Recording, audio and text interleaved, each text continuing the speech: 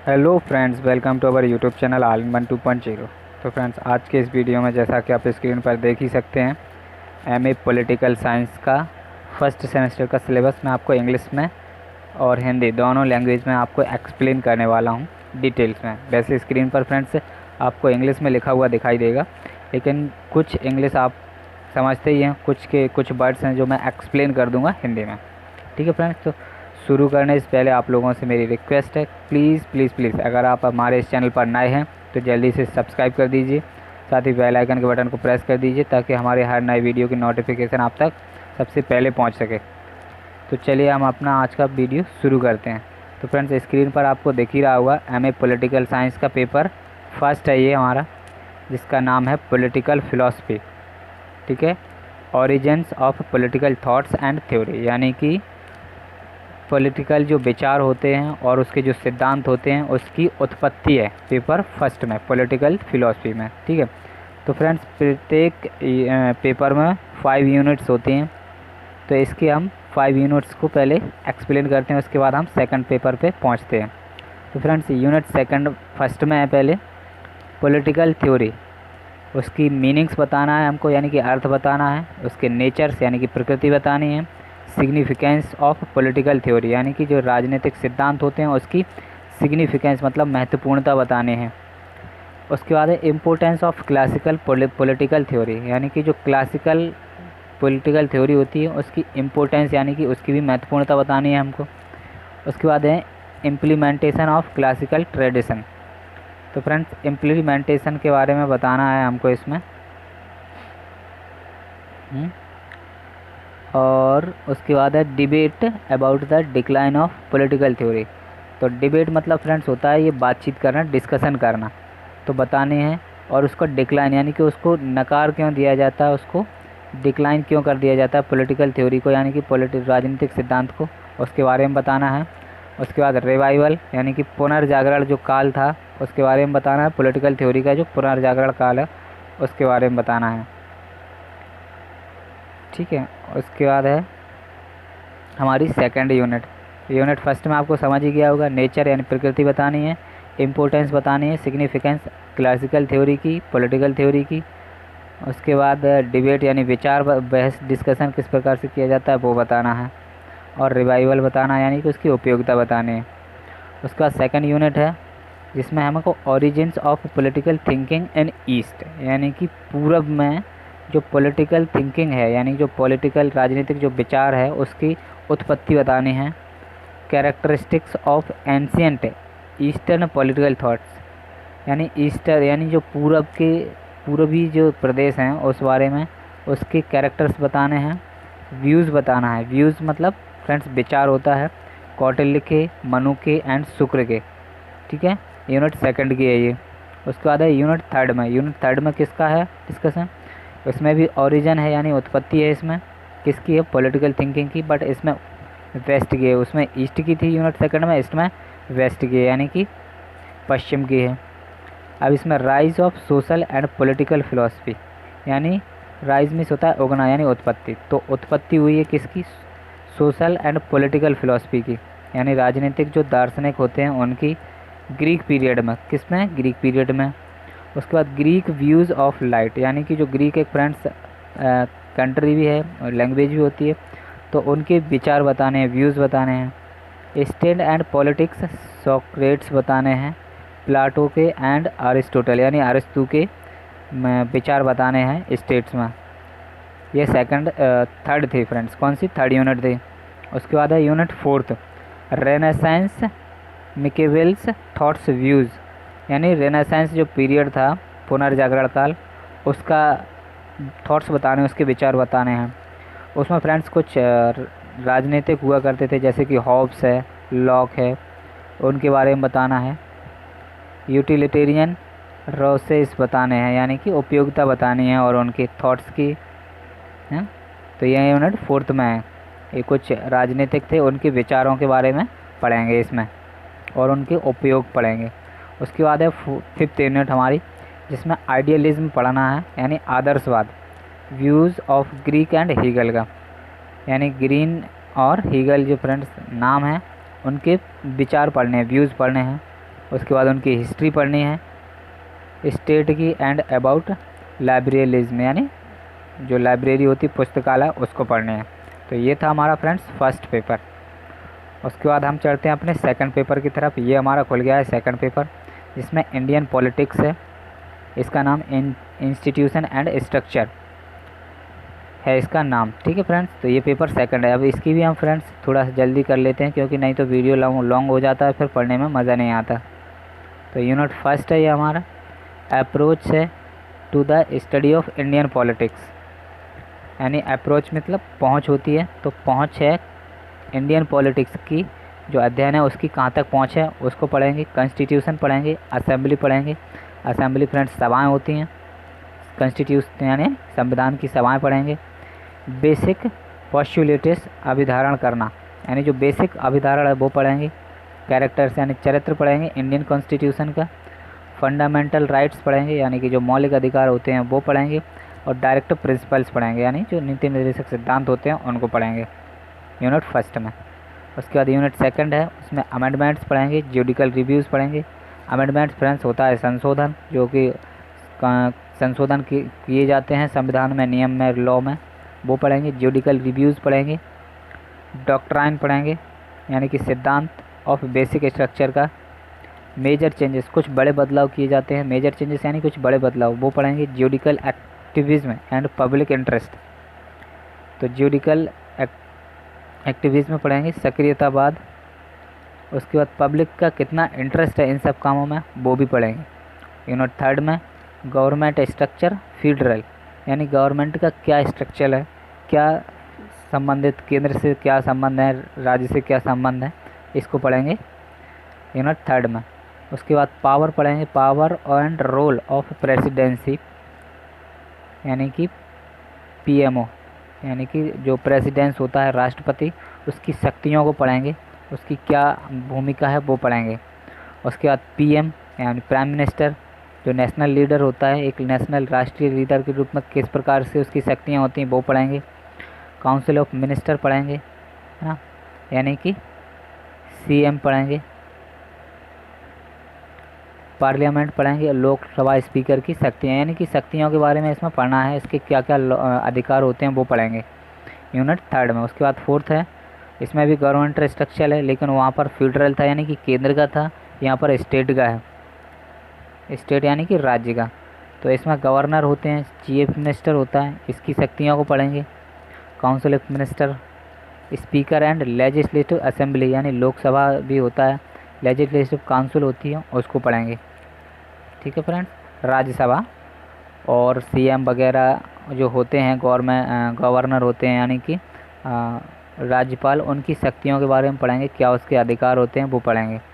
Unit 5 में है federal system, यानी केंद्र का जो सिस्टम है वो पढ़ेंगे। एलोकेशन रिसोर्सेस, यानी निर्धारण, यानी किस प्रकार से आवंटन है, किस प्रकार से विभाजन है वो पढ़ेंगे। इंटर स्टेट का डिस्प्यूट मैकेनिज्म, यानी डिस्प्यूट यानी वही विवाद टाइप का होता है, वो पढ़ेंगे। पार्टी सिस्टम का किस प्रकार से विवाद रहता है। स्टेट रिलेशंस, इस राज्य से किस प्रकार के संबंध हैं केंद्र के, वो पढ़ेंगे। डिमांड, क्या क्या ज़रूरतें होती हैं, डिमांड फॉर स्ट्रॉन्ग स्टेट्स, यानी एक अच्छा राज्य बनाने के लिए, मजबूत राज्य बनाने के लिए किस प्रकार की मांगें होती हैं वो पढ़ेंगे। ऑटोनॉमी ऑफ स्टेट्स पढ़ेंगे, यानी स्वराज्य किस प्रकार से बनाएं वो पढ़ेंगे। ये हमारे पेपर सेकंड था, जिसकी 5 यूनिट्स हम डिस्कशन कर चुके हैं। अब आते हैं हम अपने फ्रेंड्स थर्ड पेपर की तरफ। ये हमारा फ्रेंड्स थर्ड पेपर, इसका नाम है इंटरनेशनल रिलेशंस, यानी विदेशों से किस प्रकार के संबंध हैं हमारे देश के, हमारे प्रदेश के, इसमें बताया जाएगा। तो इसकी भी यूनिट फर्स्ट है, इसमें scope and problems of international relations, यानी कितना विस्तार हुआ है इंटरनेशनल संबंधों का और किस प्रकार की समस्याएं, प्रॉब्लम्स क्रिएट होती हैं, उसके बारे में पढ़ेंगे। लीग किस प्रकार की हैं, league of Nations, and second world war कब हुआ था, उसका बैकग्राउंड क्या हुआ था, यानी क्यों हुआ था, क्या कारण था, और कंसिक्वेंस यानी उसके क्या नतीजे हुए, ये पढ़ेंगे फर्स्ट यूनिट में। किसके, वर्ल्ड वार के, सेकंड वर्ल्ड वार के। यूनिट सेकंड में है the United Nation and its specialised agency, यानी जो यूनाइटेड नेशन हैं, यूएन उसमें कुछ खास एजेंसियां हैं जो कि नाम आप देख ही सकते हैं, ILO, WHO है, UNESCO, UNICEF and its role and world peace. तो इसके फ्रेंड्स क्या क्या अधिकार हैं, इनको क्या क्या इनके फुल फॉर्म, ये कब आयोजित की जाती हैं, क्यों बनाई गई हैं, इनकी पूरी हिस्ट्री पढ़ेंगे इन एजेंसियों की, ILO की, WHO की, क्या इनके वर्क हैं, क्या इनका रोल है, वो पढ़ेंगे सेकंड यूनिट में। उसके बाद यूनिट थर्ड है, इसमें मेजर ट्रेंड्स यानी कुछ बड़े बदलाव किए जाते हैं, कुछ बड़ी प्रवृत्तियाँ की जाती हैं इकोनॉमिक से रिलेटेड, आर्थिक स्थिति से रिलेटेड, वो पढ़ेंगे इसमें। जैसे WTO, SAFTA, NAFTA, south and south corporation, north south core dialogue, SAARC and NAM, charging dimensions, यानी आयाम क्या हैं इन जो जो जो एजेंसियां हैं, जो नाफ्टा ये संगठन टाइप के मान लो, इनके क्या क्या डायमेंशंस हैं ये पढ़ेंगे। चेंजिंग क्या क्या बदलाव कर सकते हैं ये, इसके बारे में पढ़ेंगे। इनकी हिस्ट्री एक तरह से क्या है क्या नहीं है इसके बारे में। यूनिट फोर्थ है, इसमें आर्म्स एंड वॉर्स यानी हथियार और उसके युद्ध, इसके बारे में पढ़ेंगे। कितने प्रकार के हथियार कहाँ कैसे यूज़ किए जाते हैं, वर्ल्ड वार कितने प्रकार के होते हैं, या स्टेट वॉर्स जो भी होते हैं, वॉर्स पढ़ेंगे यानी कि युद्ध। नेचर उनकी प्रकृति पढ़ेंगे। कॉज यानी कारण पढ़ेंगे। टाइप ऑफ वॉर्स यानी मैं बता ही चुका हूँ प्रकार। कॉन्फ्लिक्ट्स मतलब लड़ाइयाँ। इंक्लूडेड इंथेटिक डिस्प्यूट्स यानी छोटे छोटे विवाद होते हैं वो भी। कन्वेंशनल कुछ, फिर उसके बाद राजीनामा टाइप को बोलते हैं हम, वो हो जाता है, मिलाप होता है वो। उसके बाद न्यूक्लियर वॉर पढ़ेंगे। डिटरेंस, आर्म्स रेस यानी हथियारों की रेस होती है वो पढ़ेंगे। आर्म्स कंट्रोल एंड डिसआर्मामेंट पढ़ेंगे यानी निरस्त्रीकरण, कंट्रोल कैसे करते हैं शास्त्रों को, वो पढ़ेंगे यूनिट फोर्थ में।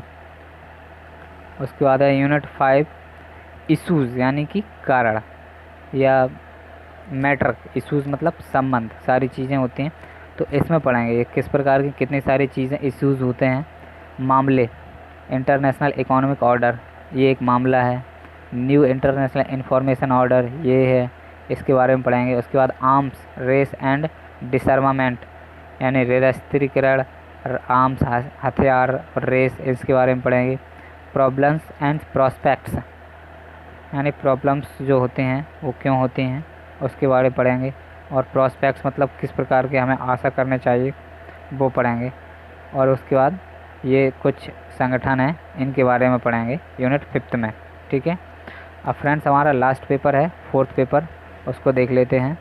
ये हमारा friends fourth paper, public administration ideas and concepts यानी प्रशासन, यानी प्रशासन के बारे में पढ़ेंगे। एडमिनिस्ट्रेशन यानी प्रशासन होता है, शासन प्रबंधक, उससे संबंधित है ये पेपर हमारा।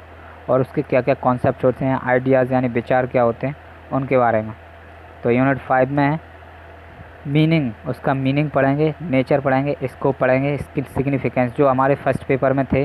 अर्थ, प्रकृति, उसकी क्या विस्तार है, महत्वपूर्णता।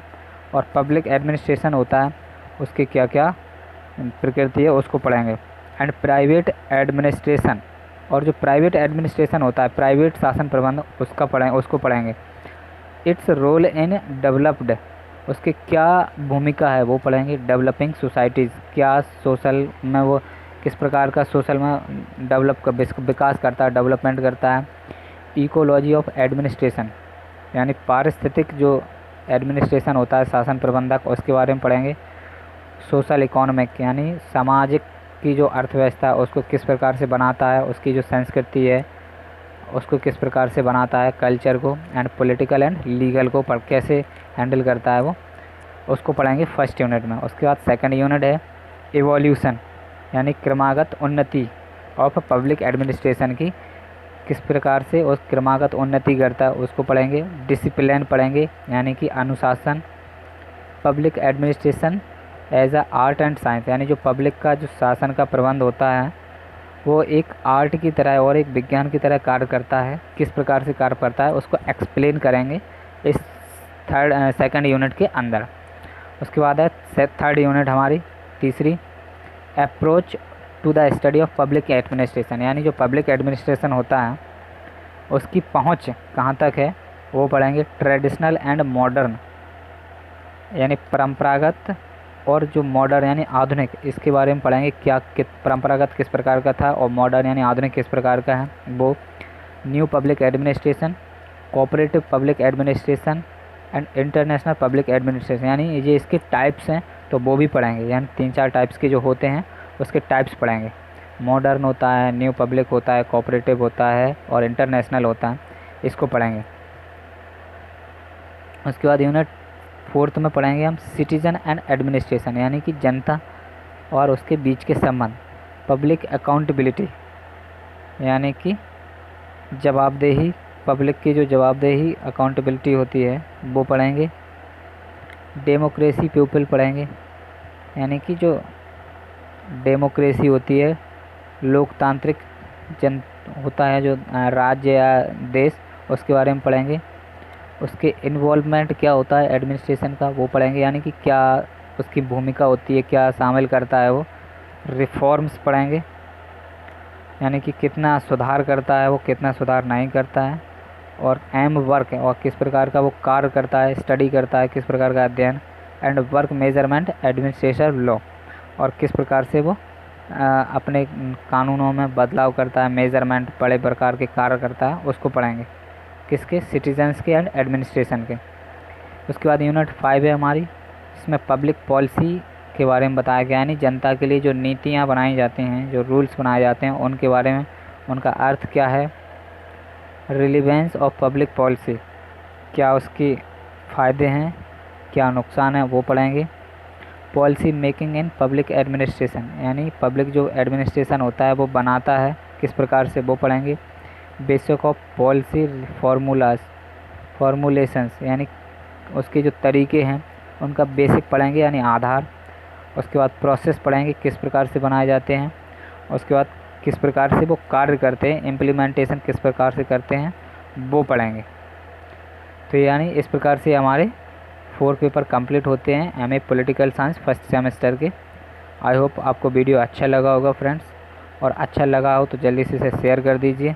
और एक बार फिर से मैं आपसे बोल रहा हूँ फ्रेंड्स कि अगर आपने अब तक भी हमारे चैनल को सब्सक्राइब नहीं किया तो जल्दी से सब्सक्राइब कर दीजिए, साथ ही बेल आइकन के बटन को प्रेस कर दीजिए ताकि हमारी हर नई वीडियो की नोटिफिकेशन आप तक सबसे पहले पहुँच सके। Thanks for watching, keep smiling, keep laughing, thank you.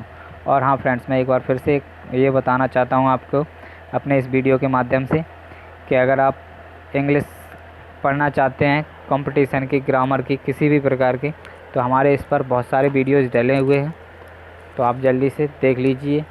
और अगर आप नहीं देखते हैं तो आपके फैमिलीज़ में या रिलेशंस में होंगे तो आप वहाँ पर दीजिए, क्योंकि ये फ्री ऑफ कॉस्ट हैं। तो तब तक के लिए thanks for watching, keep smiling, keep laughing, thank you again.